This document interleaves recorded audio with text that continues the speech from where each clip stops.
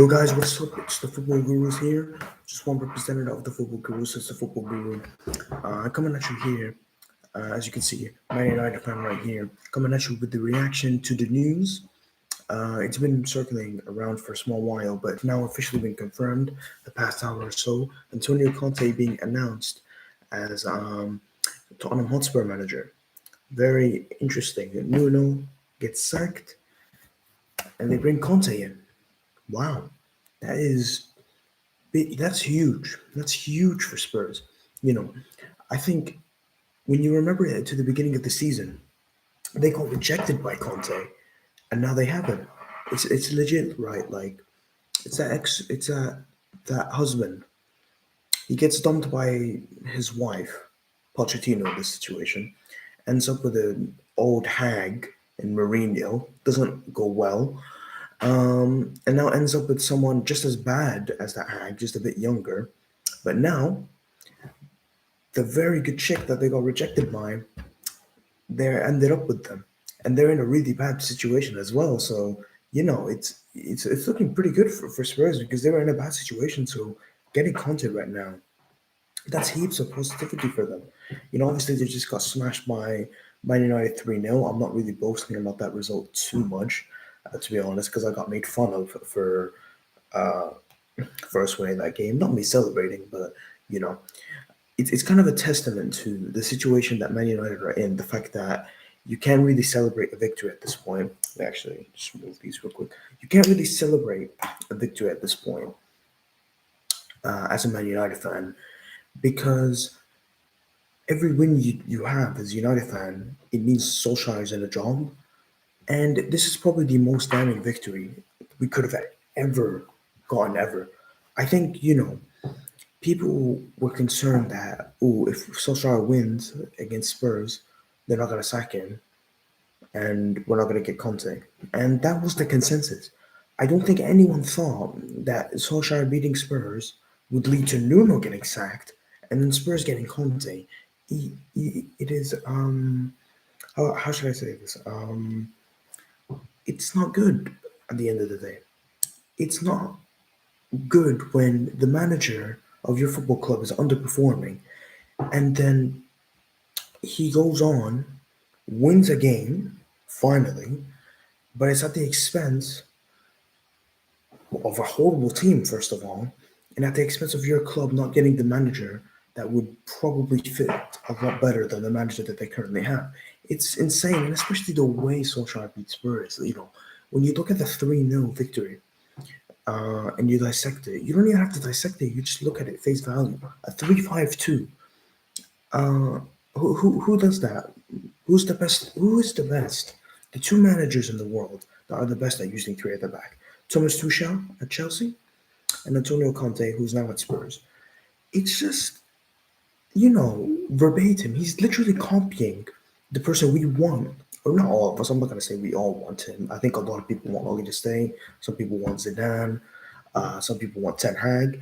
So yeah, but someone that a lot of people in the fan base would have taken, from what I've seen online, um, and that is including myself. I really want Conte, and it's just horrible the fact that he basically copies what Conte did, and he keeps his job, and now Conte's at Spurs.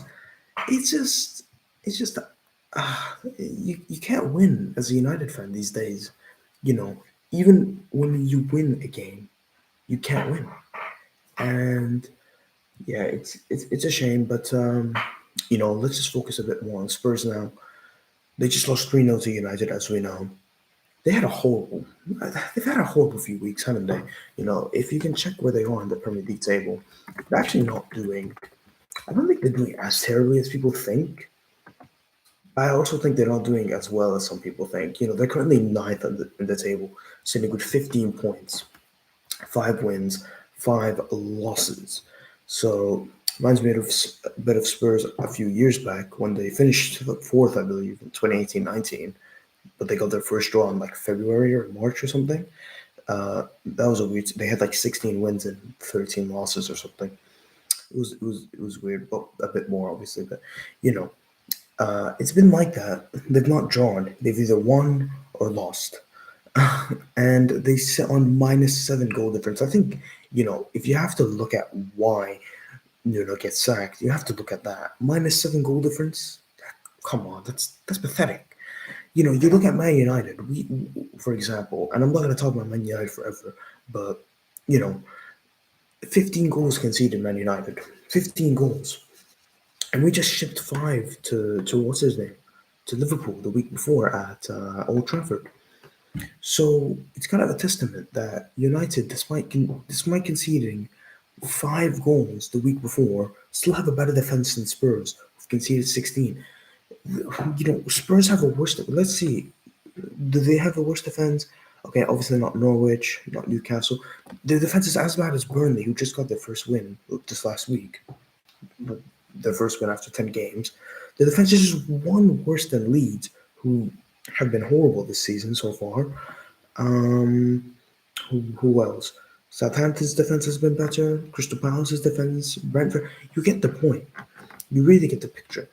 Spurs defensively were terrible. And in general, if you're going to be terrible defensively, that's one thing. But if you're going to be terrible defensively with a defensive coach, if you're going to be, it doesn't make sense because the whole point is you don't attack. I've seen them play. They don't attack. When they win, they don't really go at teams. You think of the first 3 games of the season when they got those string of 1-0 wins. They beat Watford 1-0. They beat Man City 1-0, which is really good. And they beat another team 1-0. I can't remember for the life of me who. But everyone knew, well, except some people, I guess. For the most part, most people knew that it was not going to last. Uh, they're not going to keep winning 1-0, and they weren't playing well. And then they went on to lose 3-0 3 times in a row, I believe, and then losing 3-1 in the North London derby. It's not acceptable to lose like that. That's just not good, especially since when you think of it, all they do is concede 3 when they lose, and they usually just score 1 when they win. Obviously, I think a couple of weeks ago they did win 3-1, but I still think, as much as I think Spurs did sometimes look alright with Nuno, I think the general consensus was for me, from what I've heard from Spurs fans, from what I've heard from general rival fans, I think no one was really worried about Spurs, even when they were top of the league at the end of the first month. No one was worried about Spurs. And, now they're ninth, but they got Conte in, and now suddenly people are worrying about Spurs a lot more. Because Conte now, whether or not they're going to do anything this season, I don't know. Expect, expect probably a Conference League win for Spurs. They weren't looking like they were going to win that, to be honest. And no. Expect that, or expect probably an FA Cup win. Why not? I'm not sure if they're in the League Cup still. Let me actually double check. But the whole point is that with regards to Spurs, they now have a serial winner at their disposal.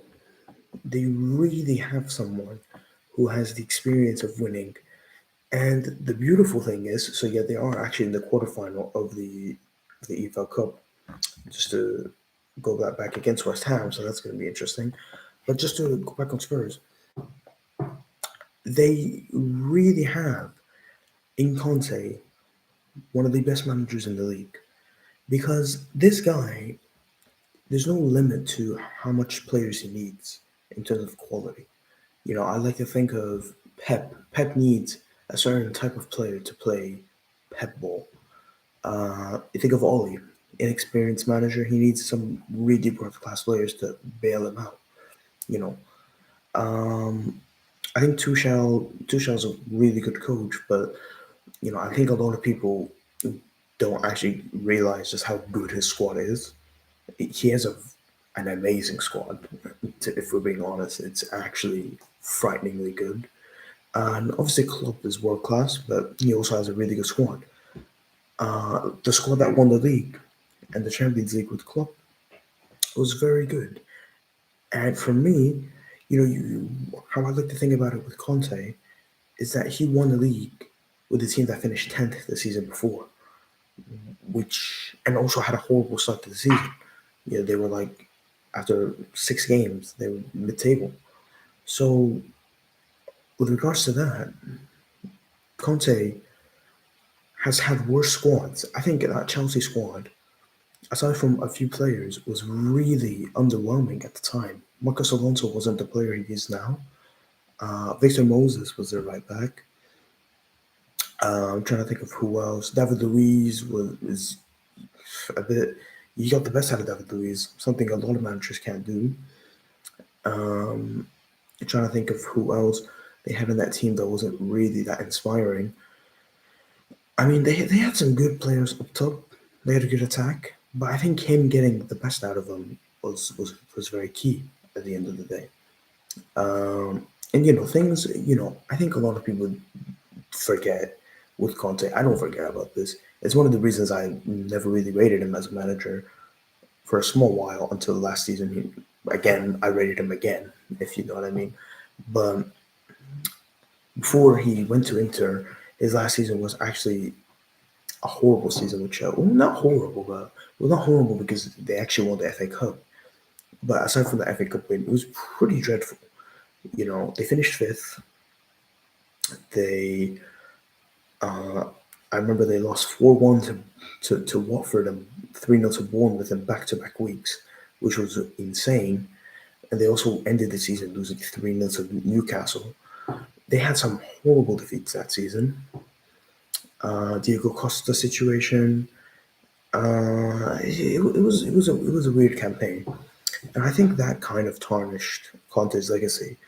But at the same time, that season also kind of boosts Conte's legacy as well, because when you look at it, even though he lost the dressing room, probably he still won a trophy. He still won an FA Cup. You know, Spurs, they'll finish 10th and win an FA Cup, and people would look at that. Spurs fans would look at that as a successful season because they've not won a trophy in God knows how long. I mean, they won the League Cup in 2006.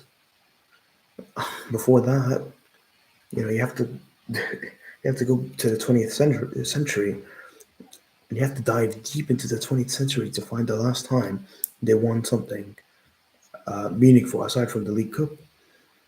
So yeah, I think Conte. This is kind of the thing with Jose Mourinho. Low expectations coming into the club. He's got to win a trophy, and he's a success immediately, and that will boost his reputation. Now Mourinho couldn't quite do it, but I think with Mourinho, the issue was he kind of came at a similar time to Conte, to be honest. So we can actually measure Conte with Mourinho if you want. If you want to check how Conte is going to go, you compare it with Mourinho because they came. He's come at a similar time to Mourinho, and Mourinho didn't end up winning any trophies with Spurs. He crashed out of the Champions League when they were still in it. He definitely lost the dressing room. He did get them to a final, but he got sacked, so he didn't actually get to play in that final. So yeah, I think it'll be interesting to see how Conte compares to it. As a United fan, I'm gutted. I think Spurs have a really good manager. I think now a lot of teams have slept on Spurs. I don't think they're going to be sleeping on Spurs anymore. I think, you know, with the Arsenal in this ascendancy, you think, and Spurs now with Conte as manager, I think those two teams right now they've been sleeping the past 2 seasons. If you know what I mean, they've been absolutely declining. They've not been good enough. They've let Leicester and West Ham take their places. Not like legit in the top six, because Leicester have finished fifth 2 seasons running, and I believe West Ham finished sixth last year, didn't they? So yeah, it's poor from them, and they need to recover if they want to be called a top six club. They need to finish in the top six. Those two, and I think Arsenal probably will finish top six this season with how they're going so far. And I think now Spurs. I had my doubts, but When you have someone as good as Antonio Conte at your club, anything's possible. To be honest, just look at what he did at Inter Milan. He took a club in Inter Milan that was they barely qualified for the Champions League. So he took a club in Inter Milan, and I'm not sure if they were in the Champions League the first season he was there, but he definitely qualified for the Champions League, and it didn't quite work out in the Europa League, but still, yeah, they were in the Europa League. I don't know if they dropped down though, but anyway, they did lose the final in the Europa League, but still, I think it's pretty. I want to also contrast Conte with Ole. Conte has fueled that Europa League final loss into the next season for sure, into a title-winning season. That's what he did. Whereas with Ole, he fueled that Europa League final loss now into another top four race season. It's just different class, different level with Conte, and it's a much worse squad as well. And yeah, he was held with Juventus being poor, and yeah, they didn't do well in the Champions League. But I think what he did with Inter winning Serie A, ending the streak that he begun at Juventus, that he started at, don't let's not forget. It's remarkable. It's it really is poetic, to be honest, because I think with Conte, right, I don't think anyone really thought he was going to win the league with Inter, and he did. And how did he win the league? They got the players that suited his style and played for him. They played for him. He played to his strengths. They played to his strengths, to his system, and they won the league. And if Spurs, if I'm hearing correctly, they're going to back Conte 100 million through and through. I think, considering the fact that they already have, I actually think they do have a good squad, in my opinion. I just think that they're missing some key areas, probably in that holding midfield role. They need a left back, probably. I don't know about a right back, but I think they definitely need a left back, a center back, and I think Conte would sort that out. He would make them more defensively solid anyway. You think of Christian Romero, he's gonna fit in like a glove. He was really good with Atalanta in the back three there. So I think he's gonna work like a dream with Conte. And I think Harry Kane, I don't know if he's gonna stay, but if he does choose to stay, it's one hell of a player Conte can use, and probably be one of the best players Conte's worked with, to be honest. Along with Eden Hazard and Lukaku, he's gone the best out of those players, despite you know playing a somewhat defensive system. Because even though he plays a defensive system, he still plays it to the strength of his attacking players, and thus it cancels out at the end of the day. But yeah, that's my thoughts on Conte. I think he really is a good manager for Spurs. I think it's a shame that we didn't go for him as a United fan. Um, what I think Spurs will finish with Conte is a bit too early to judge, but I think they'll make top six with Conte now. And yeah, definitely a team to watch out for.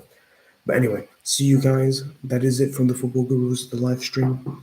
Hopefully you enjoyed. Make sure to subscribe and check out the videos that we have on the channel. We have a few other videos like this that you can enjoy, and obviously short clips as well. Until then, see you.